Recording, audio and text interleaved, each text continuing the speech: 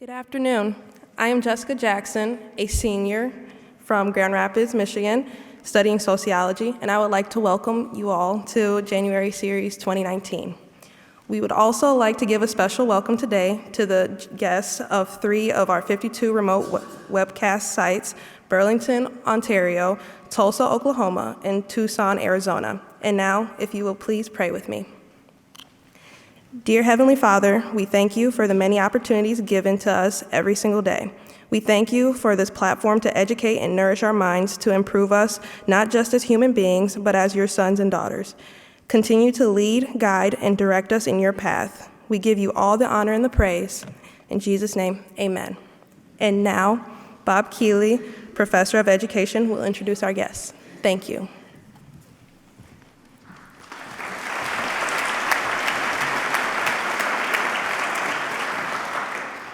Everyone who works in the area of youth ministry or of faith formation and discipleship knows the name Kara Powell.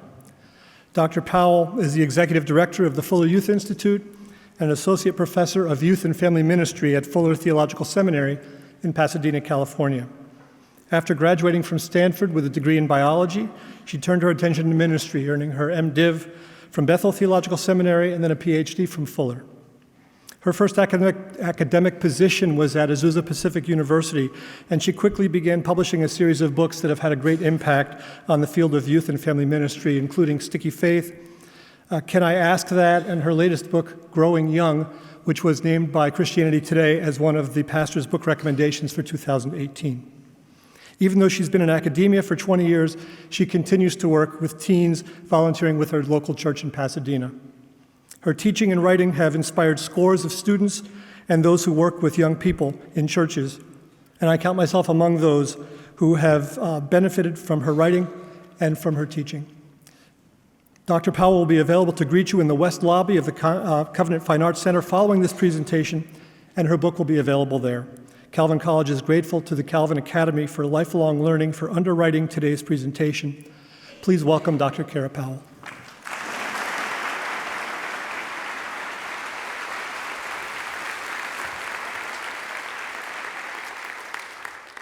Thank you, Bob, for that great introduction. I'm also a parent, along with my husband, Dave, of 3 teenagers. So I am very much living youth ministry in our home. And this weekend on Saturday, our oldest, Nathan, will be submitting his 11th and final college application. But I tell you, after spending 2 great days here at Calvin, we might need to add a 12th, because this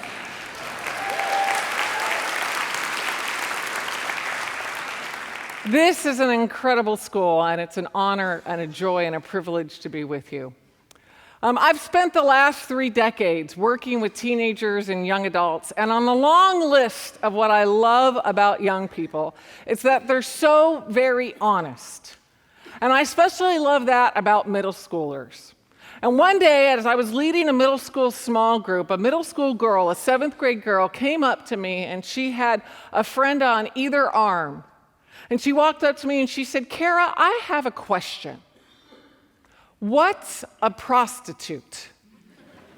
Now, the girl on either arm kind of did what you just did. They kind of laughed and giggled. And then she said, "No, wait a second. That's the wrong word. I mean something that we are." And I said, "Do you mean a Protestant?" And she said, yes, that's exactly what I mean.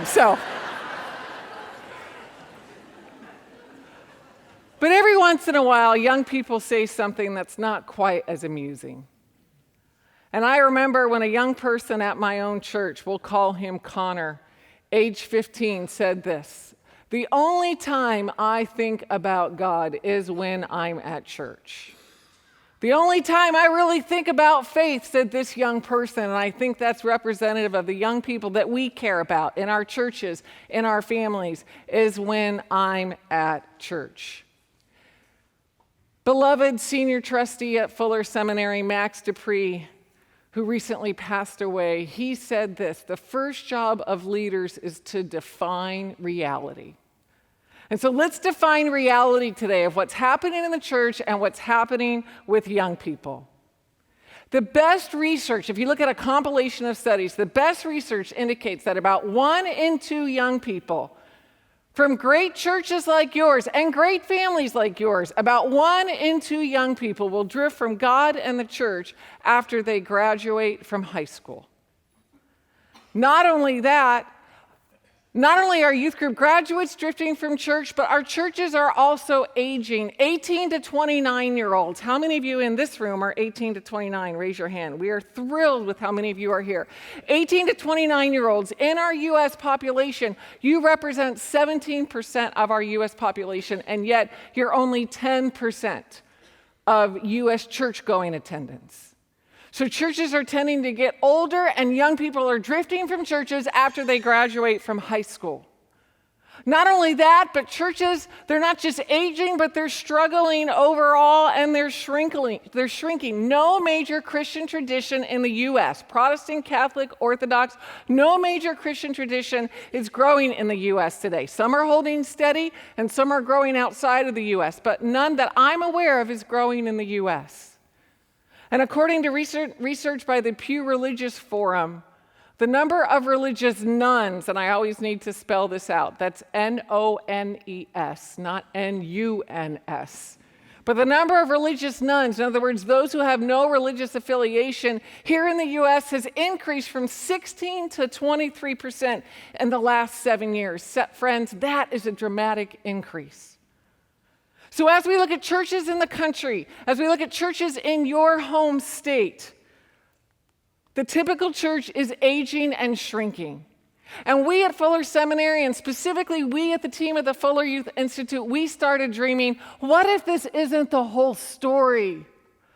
What if in the midst of so many churches struggling, we could really find those churches that are doing amazing work with the young people and learn from them?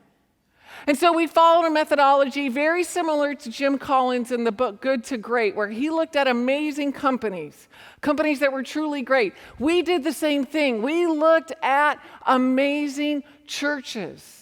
Specifically, we looked at churches that we called growing young churches. And you can see the definition of churches that are growing young in the screen. Churches that aren't shrinking and aging, but are growing and involving and retaining young people, ages 15 to 29, which brings overall vitality to the whole church. We identified 250 of these congregations all over the country, including here in Michigan. We did a vast research process, over 4 years of research, largely funded by the Lilly Endowment as well as other amazing foundations. 1,300 interviews, 10,000 research hours, 10,000 pages of transcripts. And to our delight, half of the churches that we studied that were growing young were not predominantly white. God is working in such amazingly diverse churches these days. All the research, all 4 years of research is summarized in our book, Growing Young. I'm going to spend some time diving into what I think is most relevant. And in particular, I want you to see that in this slide, the word vitality is bolded in green. One of the wonderful twists in our research is that we started the project because we wanted to see how churches were changing young people. But along the way, we found not just how churches are changing young people, but how young people are changing churches. How they bring more life, passion, creativity, energy, and sometimes even money to churches. Now you might say, wait a second, 15 to 29-year-olds bring money to churches? How does that work? Sometimes they have parents.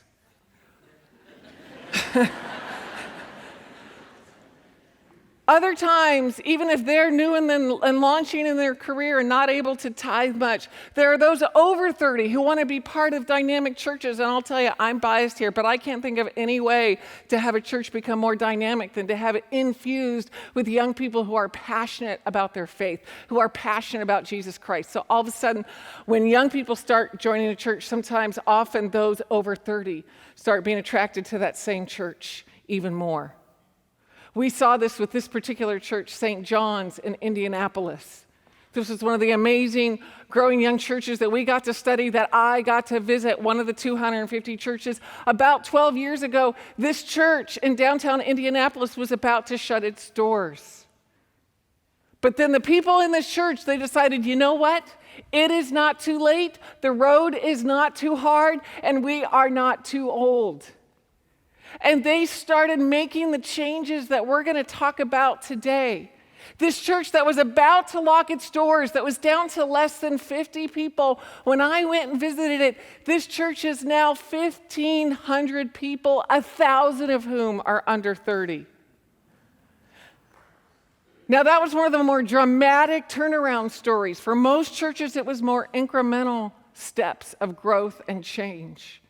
But you just never know what God's going to do when you put into practice the 6 core commitments that we unearthed through the 4 years of our research. Now, I'm not going to be able to take the time to go into all 6. This is what we call the Growing Young Wheel, and it shows all 6. And again, we do a deep dive in our Growing Young book, co-authored with Jake Mulder and Brad Griffin. We explore these in depth. I'm going to go into 3 today, so let me briefly summarize the 3 that we're not going to dive into today. The 3 that we're not going to dive into today are the way that these churches empathized with young people, really understood young people's quest for identity, belonging, and purpose. Another that we're not going to go into today is the way that the churches embodied and taught Jesus' message. Churches that are growing young, they are ruthless about not teaching the trappings of Christianity or Christian culture, but on staying wholeheartedly focused on the life, death, teachings, and resurrection of Jesus Christ. And then the 6th core commitment that we're not going to dive into today is how these churches neighbored well, how they served locally and globally, and how that was magnetic to young people, and how that was transformative to their community and to our world. I'm going to focus today on the 3 that I felt especially burdened to share based on what I knew about you who are going to be part of this January series, either live or we're thrilled with the over 50 sites who are joining us simulcast. One of the things I love about research as a lifelong researcher is when it unearths myths. When we realize that some of the things that we've thought to be true about life and church and discipleship and young people aren't really true at all. And one of the myths that we saw in our Growing Young research is that you don't have to be a young, hip leader to connect with young people. The older I get, the more of a relief this is. Now, don't get me wrong, we did have some young, hip leaders in our study. At the time of our study, Rich Wilkerson Jr. on the right, he was a leader at a dynamic church in Florida. His wife is on the left. Rich performed the wedding of Kanye and Kim Kardashian. I think it's Kim, right? Yeah, see, you college students, you know. Yeah, it's Kim Kardashian. Rich performed that wedding ceremony. He's very young and hip. Another young and hip leader in our study is Peter Ahn from New Jersey. The next slide that I'm going to show you is the youth leader in our study of all 250 churches, who I think if you were to eavesdrop on our research team, this youth leader that I'm going to show you the picture of is the youth leader we've talked about the most. The leader that our team kept going back to time and time again as we talked about what it takes to be effective with young people. And she would be the first to say, I'm not particularly young. She would be the first to say, I'm not particularly hip. But this is Vonda. Vonda Bjorklund. She's over 60 years old at a small rural church in Volga, South Dakota. Vonda is a volunteer youth pastor. She's a full-time PE teacher at the local public school. This is the youth leader that we talked about more than any other. We studied full-time youth leaders at churches of over 10,000, and let me tell you, we talked about them too, but we actually talked more about Vonda. Another effective leader at a church growing young, who would be the first to say that he's not particularly young or hip, would be Jesse in the middle there. At a Baptist church in Chicago. He became somebody that we came to really respect because he embodied the key of what it means to be an effective leader with young people today. You don't have to be young and hip. Okay, so what is it that you do have to be? What does it mean to be a leader that engages well with teenagers and young adults today? The best way that I can describe it to you is to tell the story of a youth pastor we met during the course of our research named Stretch Dean. With a nickname like Stretch, he's bound to be a youth pastor, right? So this is Stretch Dean, now a senior pastor, but at the time was a youth pastor. And Stretch told our research team about when he was 16 and got his driver's license. His parents handed him the key to the family car and said, Stretch, you can go wherever you want this afternoon. Stretch was a very involved youth group kid, so he drove down to his church. He's just gotten the keys to the car. He drives down to his church. And he gets there after school, and right about the time that the church's after-school daycare that they provide every weekday afternoon was letting out. And the director of the after-school care sees Stretch, and she knows Stretch, and she likes Stretch, and she respects Stretch. And so she goes over to Stretch and says, Stretch, I see you're driving now. That's great. We really need to hire a few more after-school staff. We'd love to have you be part of our team. It comes with a salary and a key to the church. Stretch thinks, awesome. I'm 16 years old and I'm getting a key to the car and now a key to the church. This is fantastic. 3 days later, he's working at the church in the after-school care, and the youth pastor sees Stretch. The youth pastor knows Stretch, likes Stretch, respects Stretch. So the youth pastor goes over to Stretch and says, Stretch, we've got a job that I think you would be perfect for. It needs to be done once a week. We need somebody to reload the soda machine once a week here at church. Now, the youth pastor knew Stretch's love language. The youth pastor says, Stretch, I can't offer you a salary, but I can give you a key to the soda machine and all the Mountain Dew you can drink. Stretch is thinking, this is awesome. He says yes. In just a matter of time, of a week, he gets a key to the car, a key to the church, and a key to the soda machine. Matter of days after that, he's in his church's worship center, on his own, nobody there. It's a weekday, and he's praying. And he senses God calling him into long-term vocational ministry. Not an audible voice, but the Holy Spirit speaking clearly into Stretch's spirit. And the Holy Spirit says something like, Stretch, you like being at church, right? Well, get used to it, because I'm calling you to ministry. And now Stretch, a few decades later, is meeting with our research team, and he says, it was because my church handed me the keys of leadership. That's a big part of what opened me up to hearing God's call. As a research team, we heard that story and we thought about the threads of narratives that had woven their way through the other 250 churches. And we thought about what we had heard from the 1,300 interviews. And what we came up with is the first core commitment. The first core commitment on that wheel that I showed you is this. It's Keychain leadership. You want to be an effective leader with young people? You want your church to grow young? Then we need to be leaders who hand keys to young people. Now, in the case of Stretch, it was literal keys. I'm not necessarily talking about literal keys. What are we talking about then? We're not just talking about a student leadership team or a young adult leadership team. That might be part of it. But instead, what we're saying is keys refer to the capabilities, power, and access of leaders who carry the potential to empower young people.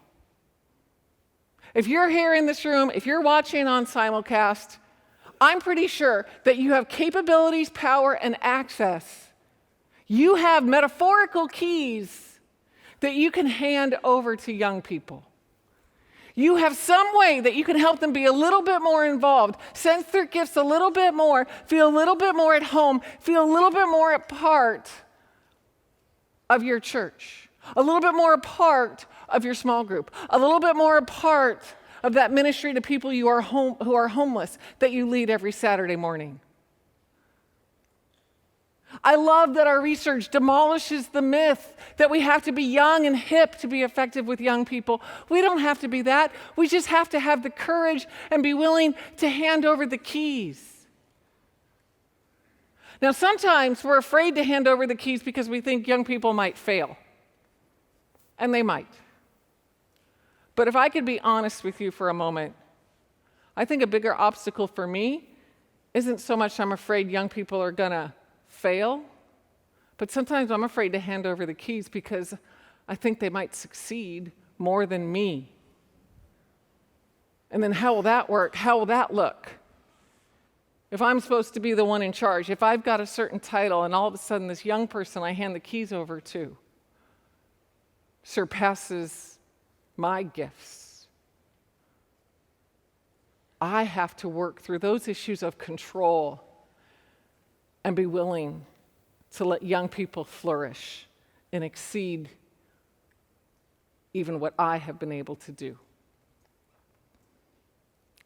Part of what we're committed to at the Fuller Youth Institute is not only to do research, but to turn research into resources with practical ideas.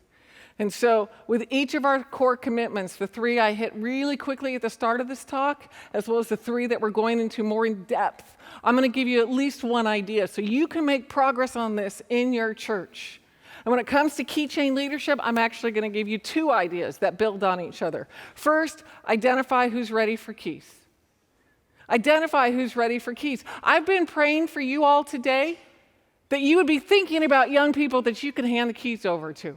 You would be thinking about a young person that you could mentor a little bit. You'd be thinking about a young person who's ready for a new opportunity, who's ready to lead on the tech team with you, who's ready to facilitate a small group with you, who's ready to teach the third grade Sunday school class with you.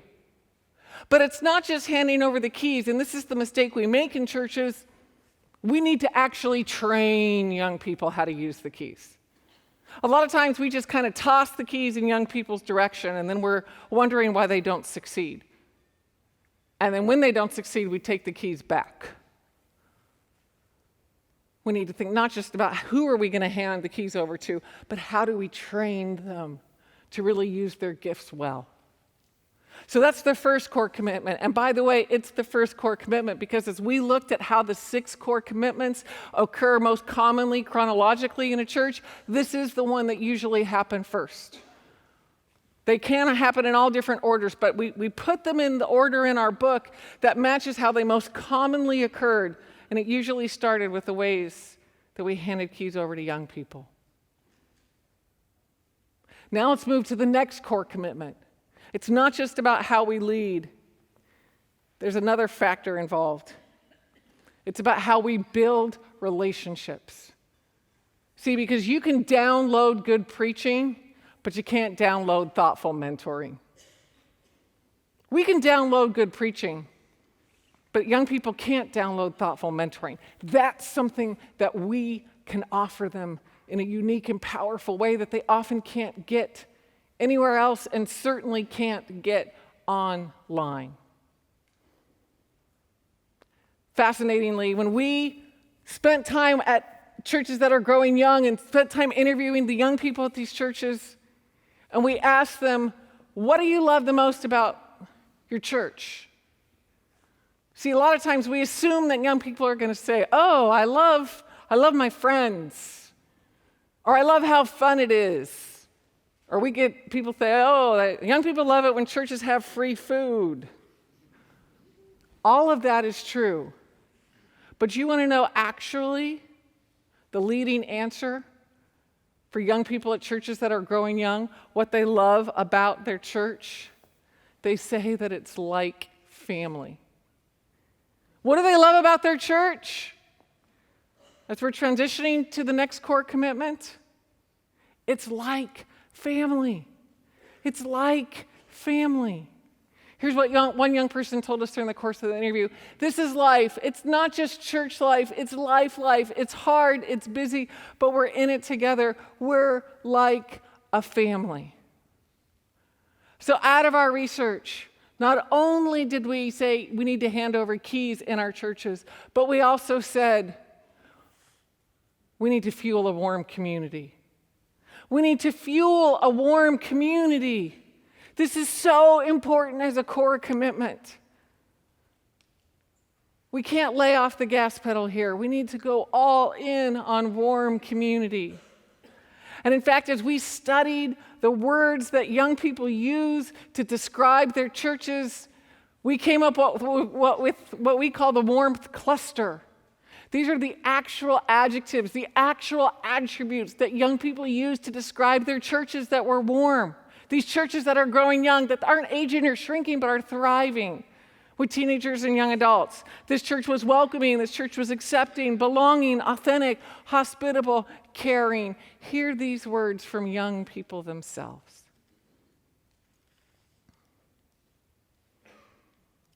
One of the churches growing young that we studied was in Pennsylvania. And we were going to go visit the church, and so before we visited the church, we did interviews with teenagers and young adults at the church. And we asked them, what do you love the most about your church? What draws you to your church? And teenagers and young adults kept talking about Bill, how much they loved Bill. Teenagers would talk about how Bill would show up at basketball games and be sitting in the stands and cheering them on, or showing up at the high school play, sitting in the pews and cheering them on. Young adults would talk about how Bill would come to where they worked and take them out to coffee. We kept hearing about Bill. So as a research team, we thought, boy, we can't wait to meet Bill. We get to this church in Pennsylvania. We meet Bill. It turns out Bill, at the time, was 72 years old. And as Bill told us, he remembers an adolescence where nobody was showing up in the stands for him. Adults weren't coming to cheer him on when he was in sports, when he was in the play. Nobody was taking him out as a 20-something for coffee. And so Bill has resolved that that is not going to be true for the young people at his church. And so he has made it his mission, his quest, to make sure that young people are surrounded by this warm community. And not just Bill, but he's recruiting other adults, especially senior adults, to be part of this team that's loving young people, that's finding out what's going on in the lives of the young people of their church and is showing up and is cheering them on. And as we spent time with Bill, Bill said, yeah, in fact, I've even written up a one-page summary of what I want adults to do. Show up in the lives of young people. And we said, oh, Bill, that's wonderful. Will you send that to us? And he said, yeah, I'd be happy to. So he sent it to us. This is the sheet of paper from Bill in Pennsylvania. And he faxed it to us from the local library.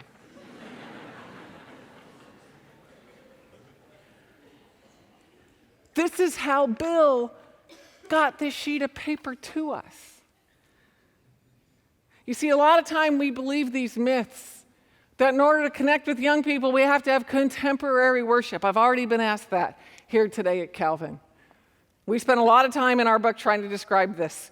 Most churches had many of their worship elements that were contemporary or were modern, but by no means all, and by no means all of the worship elements were like that.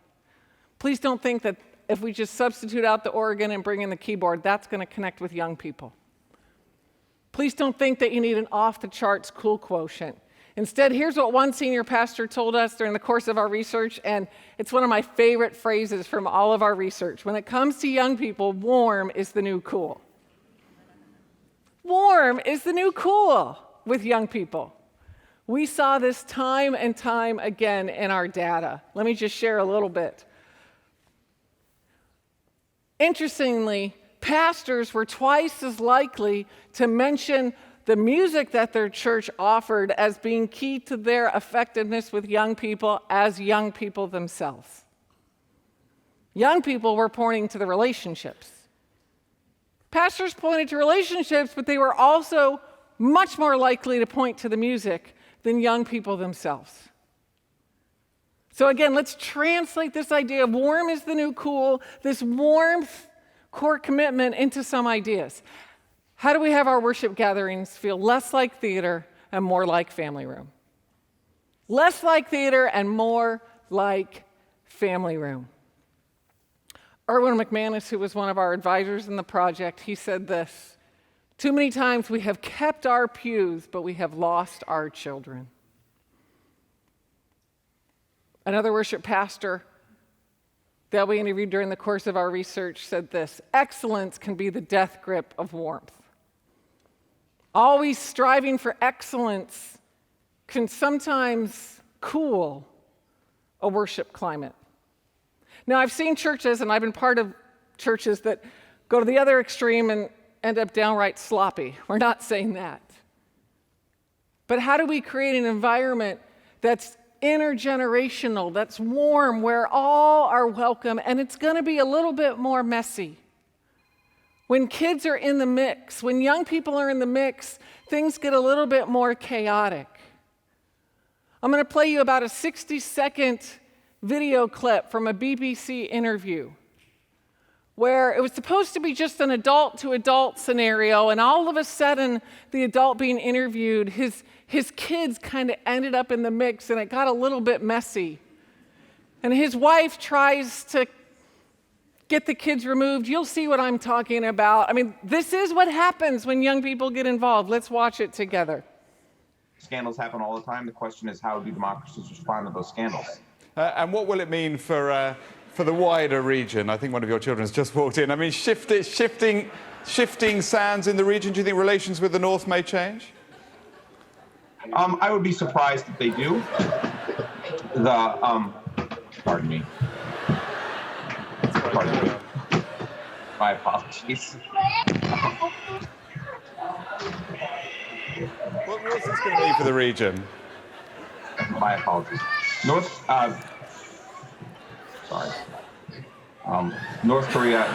South Korea's policy choices on North Korea have been severely limited in the last 6 months to a year. Yeah, I love that moment the most also, when the wife comes in and tries to shut the door. So, some of us have been in worship experiences that are somewhat like that. Out of our research, here's what we're saying. A little bit of chaos, it's worth it if it's warm and authentic and if it's real.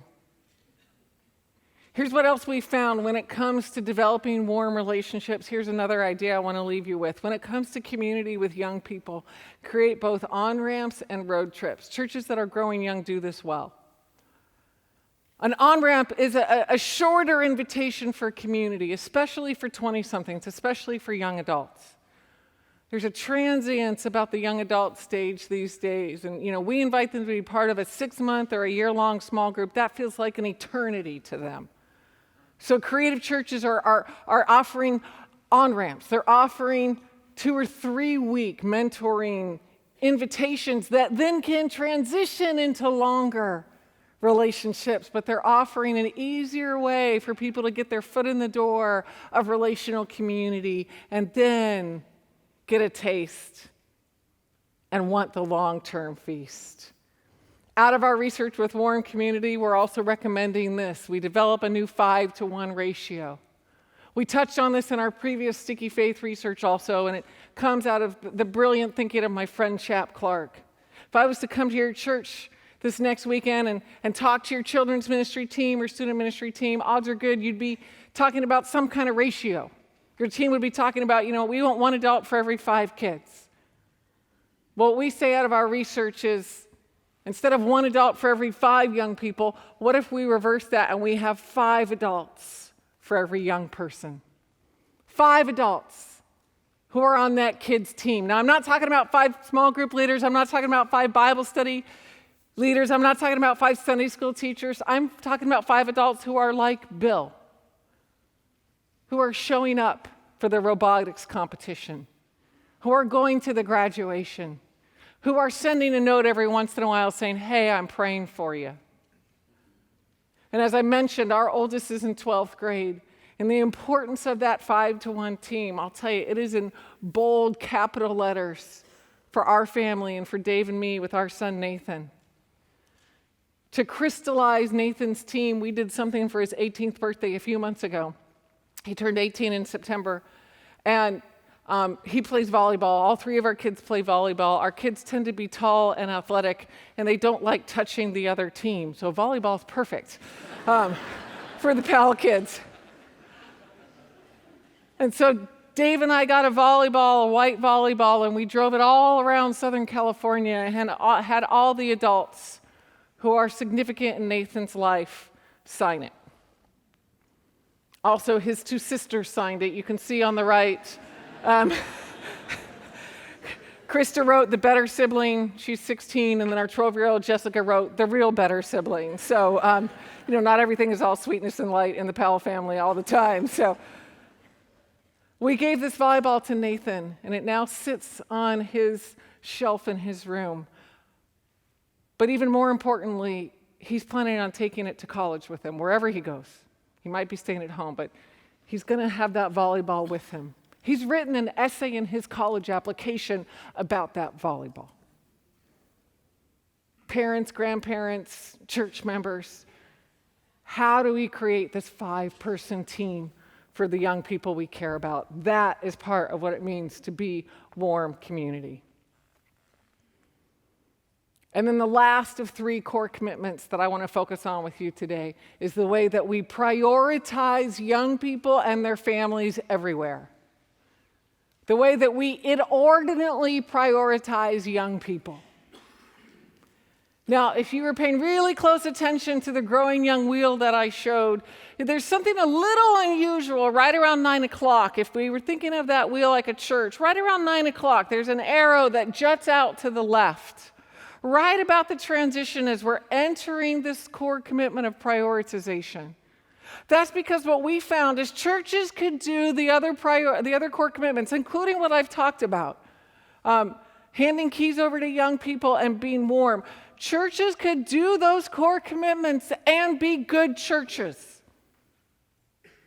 What separates a church from being a good church to being a church that's truly growing young and not growing old is the way that they prioritize young people.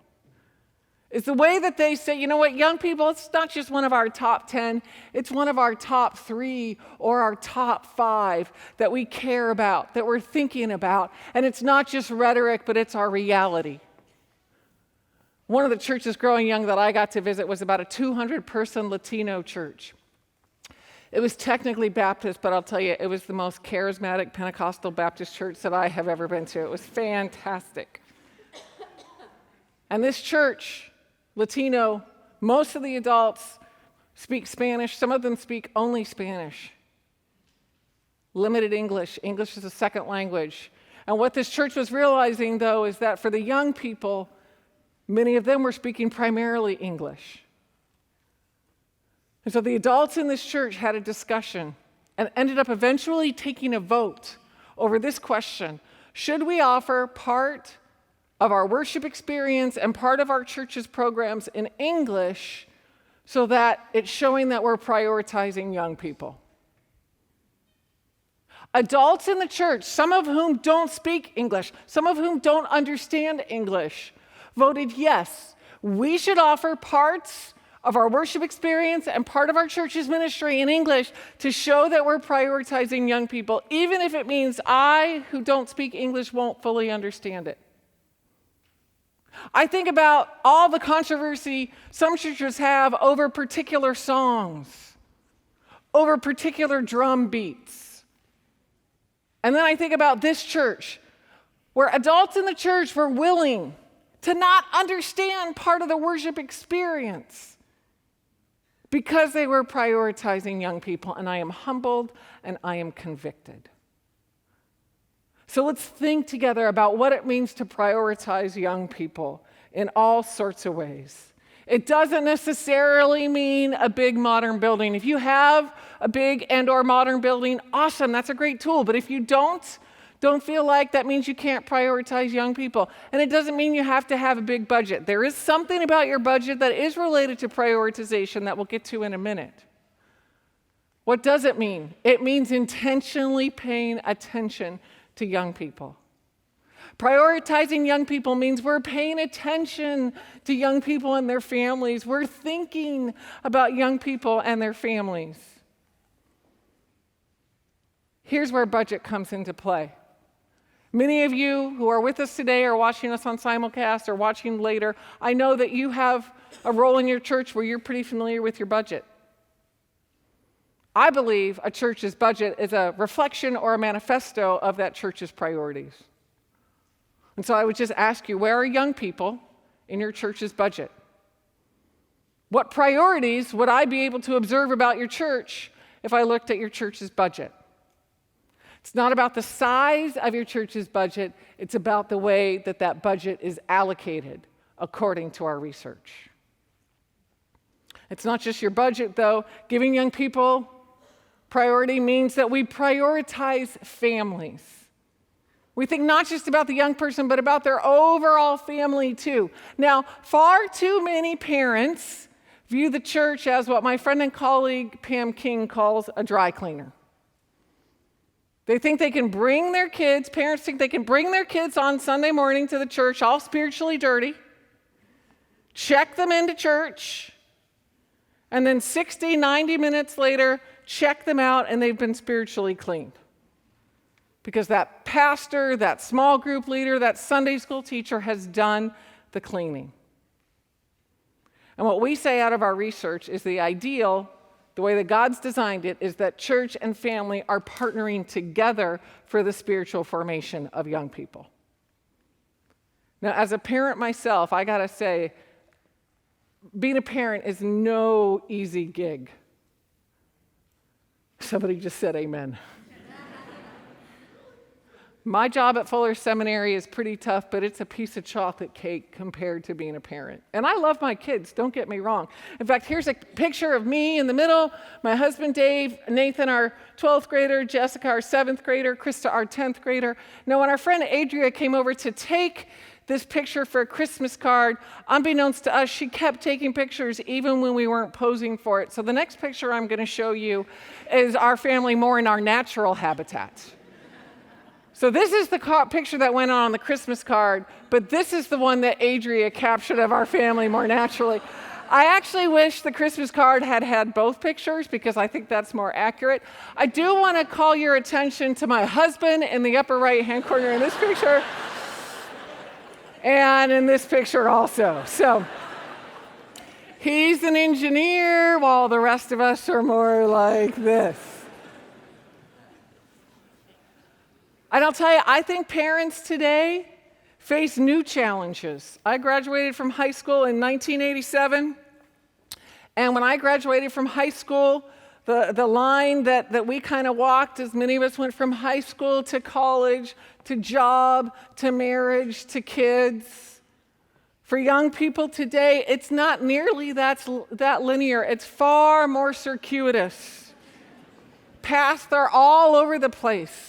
There's gap year, living together, internships, travel abroad, living at home, roommates, sometimes even leaving the map altogether. I think parenting, not just teenagers, but college age and young adults up into the 20-somethings, it's a whole new frontier. And that's why I'm so glad that along with my colleague and friend Steve Argue, we've co-authored a new book, Building on Growing Young. This comes out in 2 months, in March, called Growing With. See, a lot of times we as parents of teenagers and young adults, we're afraid that as our kid grows up, we're going to grow apart. We don't have to believe that lie. According to our research, we don't have to grow apart. We can grow with our kid. And churches that are growing young are prioritizing their young people and prioritizing families. They understand that, and they're creating communication and training rhythms for parents. They're giving parents the support that they need to win, not just in faith, but in all domains of a young person's formation. And then wrapping up, prioritizing young people means young people play a load-bearing role in a church. The churches that are growing young, they gave young people significant tasks, significant responsibilities, significant roles in their churches, developmentally appropriate, well-mentored, well-supported, all that. But here's what one woman said during the course of our research at her church. She said, part of belonging is serving. Instead of saying, no, you're too young, we say, do you want to be involved? We give lots of on-the-job training, then they do ministry and see change happen, which raises their excitement. They participate and see the fruit. They know they're part of the church. They know they play an integral role because the church has so prioritized them. As one pastor told us, he said, if it wasn't for our young people, this church would shut down. And the young people knew that young people were that important. Before we go to Q&A, I want to leave you with one last story that inspires me. I mentioned my husband's an engineer. He never met a spreadsheet he doesn't like. As we were doing our Growing Young research and as we were realizing that churches that grow young, they're prioritizing young people. Even when it comes to budget, they're prioritizing young people and families. The math side of me, the math side of my husband, our research team, we thought, well, if young people are getting a little bit more, then surely somebody's going to be getting a little bit less. I mean, that makes sense, right? Mathematically. It's going to be women's ministry or senior adult ministry, or somebody's going to feel like they're getting the short end of the stick. So this became one of our research questions.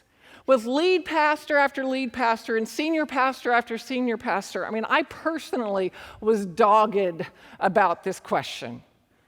I asked this: when you give young people more energy, more attention, more priority, who gets the short end of the stick? And church after church said, nobody does. Because when we start with this question, how will young people be involved?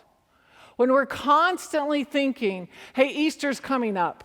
Let's not make young people the 10th question we ask, but let's make their involvement in Easter service, in our Lent experience, one of the top 5 questions that we ask. When we prioritize young people, here's what one senior pastor said. If you think of our resources in our church like a pie, and if we give young people a bigger slice of the pie, it's not that somebody else gets a smaller piece of the pie. It's not like women's ministry gets a smaller piece or senior adult gets a smaller piece. What this senior pastor said is when we give younger people a bigger piece of the pie, it's like the entire pie grows. Again, the heart of this research was to study how our churches changing young people.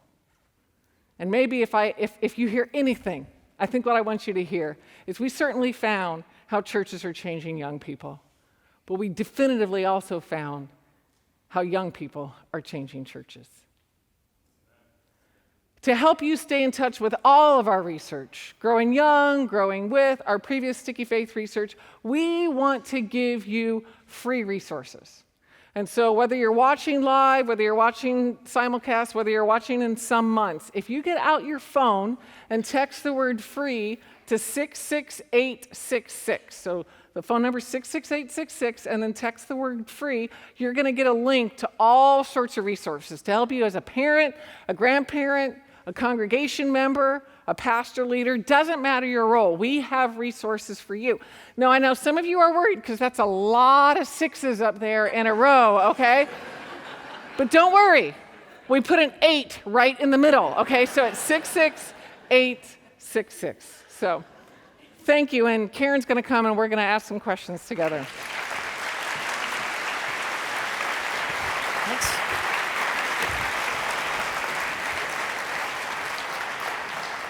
I'm Karen Soppy from the Calvin English Department. You can write your questions on paper. I forgot about that yesterday. Hold them up and someone will come get them. You may email them or tweet them, and I'll be honest, emails are easier for me. Please don't do both. They come in fast. This from a student right off the bat. Great. Do you fear, I think a student, maybe a faculty member. Here's a question. Someone from Calvin. From someone. Yep. Do you fear young people will feel patronized if it's predominantly middle-aged people trying to lead them back to the church? For that reason, should young people themselves do much of the working with young people? Somebody asked me this morning, I've been in a lot of Q&A this morning, which has been fantastic, and somebody asked me this morning, we're at a church where we don't have any young people, so where do we get started? And I told the church the story of another church in Texas where they were in that situation, and we've been working with them, we've been consulting with them, coaching them, and so we actually coached the adults in that church, those over 40, on how to best reach out and love those under 30. And so for a number of months, it was just kind of this movement of, hey, let's love the young people. Let's love the young people who are our neighbors, who are our relatives, who are in our coffee houses, who we encounter that aren't part of the church yet. Let's just love them. Well, the adults did this for a number of months, and then when they had their first official gathering with young people, this church of about 200 had 20 young adults show up that had literally been loved into that church by those over 40. So what that church did is they started with who and what they had. Mm-hmm. So they started with the, quote, asset of what they had, which was those over 40. Mm-hmm. So, if that's the situation a church is in, then start there. If you do have some young people already, then I would say go ahead and teach those over 40 how to love young people, but start handing keys over to young people also and let them be part of it. If I had $1 for every church leader who's come to me with a great idea for how they're going to do young adult ministry without talking to any young adults, I'd be pretty wealthy. So one of the things that we say, and we teach churches how to do this, is learn how to empathize with young adults in general and the young adults in your community specifically. So absolutely, if young adults are already part of a church and teenagers, then please involve them in your proactive efforts to grow young. We talked a little bit in class this morning about older people's sometimes fear of young people. We saw a show of hands. We know we have a number of students here today, young college students and younger. If you do not want to talk to people older than 30 at your church, please raise your hand. If you would like... I'm not seeing a hand, Karen. I don't see a single hand go up. That's right. You can't see what we see. Right. If you would like to have conversations with people older than 30 at your church, please raise your hand. Lots of hands. All the hands. The students are back there. So please talk to someone. They're not that scary. Well, they're scary, but... I mean, maybe even when this ends, if we could get really super practical, whether you're watching here or whether you're watching at another site. I know we always talk to the people we normally talk to after gatherings like this, but maybe, just maybe, today or at our next worship service, we break that habit and we go over and introduce our hand, do this, and start a conversation. Do you know, at church night, I always ask young kids, the question I always ask them, which started as me thinking this was a hilarious joke of a boring question, was, what did you learn in school today? And I always get the most interesting answers. Mm-hmm. So you never know what could work. Several students and young people are writing to ask, how do we approach our church to suggest to them that they need to do more of this? Yeah. Well, lecture them and tell them everything they're doing wrong. No. I think regardless of age, we need to be sensitive and wise in how we talk to our churches about our hopes for our churches. So, one of the things that I do, whether I'm asking my husband to give me feedback or our team or anybody, is to start with the positive. So I would say, regardless of your age, if you're talking to others about your church or leaders about your church, what can you identify where God's clearly at work, changing young people, drawing young people? Let's celebrate that. But then also, what do we wish was different? And actually, our team uses 2 questions pretty regularly.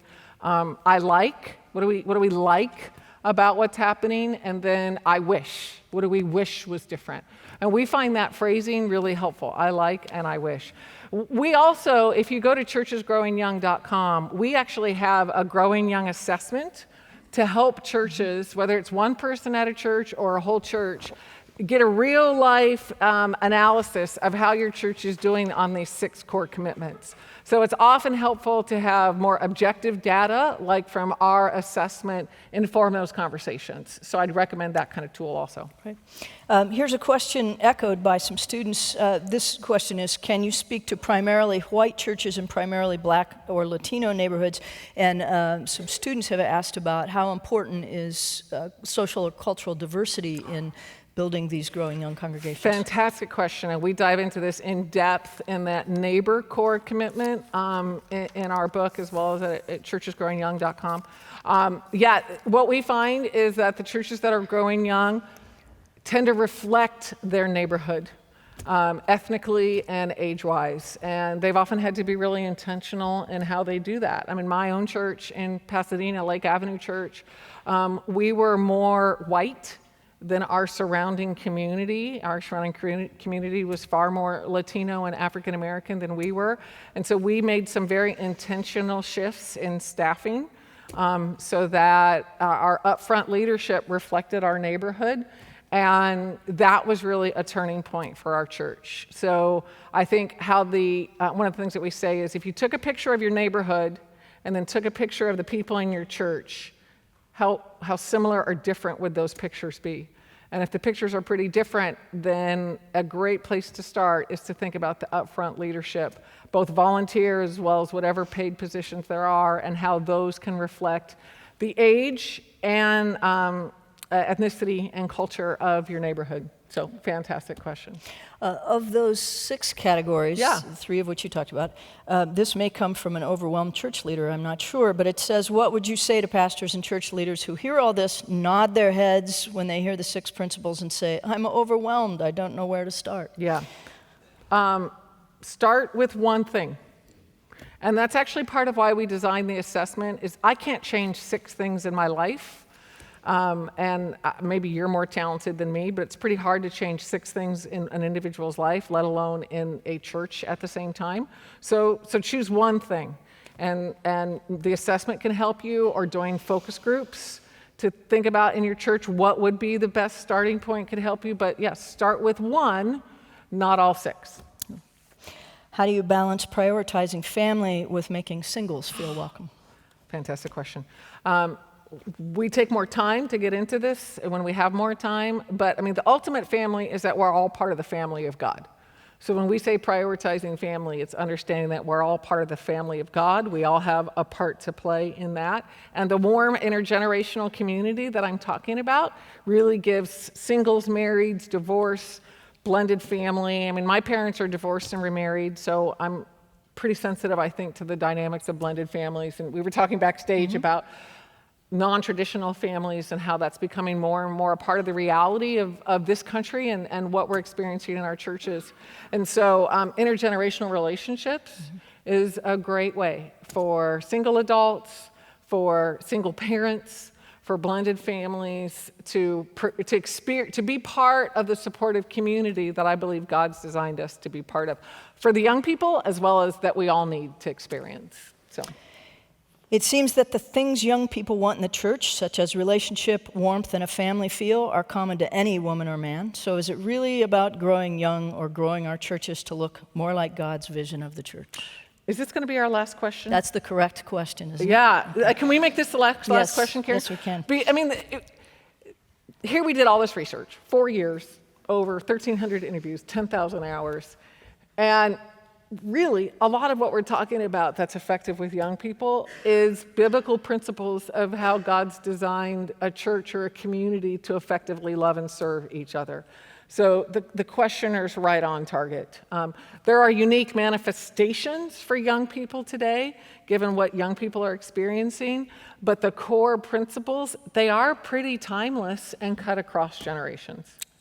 Thank you so much for your time. I'm sorry we couldn't get to more questions. That's why she wrote the book. Kara Powell will be out front to greet you afterwards. I thank you all for coming. I want to thank the Call program for sponsoring today's lecture. Have a good afternoon.